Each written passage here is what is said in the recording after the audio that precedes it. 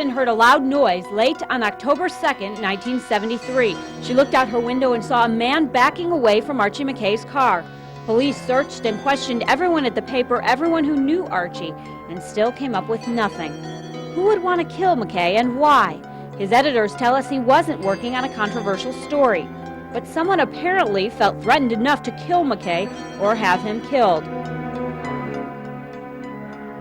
Mobile Major Wilbur Williams thinks this man, Charles Thrash, killed McKay.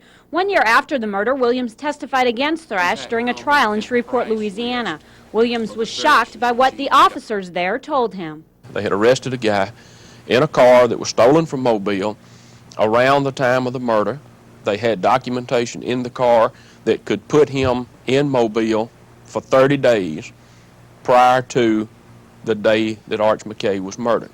Thrash and his car fit Peggy Peterson's descriptions perfectly. Shreveport police found gun and ammunition that matched FBI descriptions from the murder.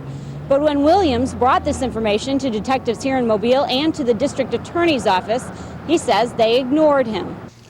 I was very disappointed. Nobody would listen to me. Nobody put any confidence or faith in what I had found out. Williams was even more surprised when, in 1980, then District Attorney Charles Graddick indicted a black man, Vernon Johnson, for the McKay murder, when the only eyewitness described a white man. We asked Graddick why he indicted Johnson.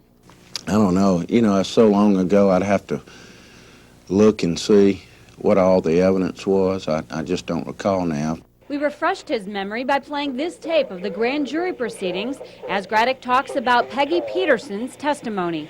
She said that the man looked like a nice man, was maybe a Mexican origin or something. You know. That contradicts two statements made by Peggy Peterson, one in 1973 and one 7 years later, where she describes the suspect as a white man.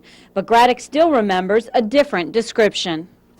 It's a dark-complected person, is what she said, and she thought it might be of a Spanish origin or something of that. Other problems in the case: witnesses changed their testimonies, and the original murder file disappeared. A jury later acquitted Johnson.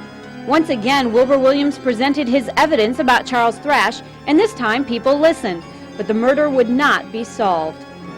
Just as investigators got close to indicting Thrash, he and witness Peggy Peterson died. As far as I'm concerned, and in my mind, I'm convinced that Charles Thrash did it.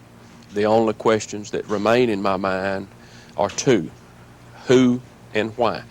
The who being who paid him, who arranged for it to happen, and why was it that Archie McKay had to die like he did. And those are the 21-year-old questions that remain, questions we may never be able to answer.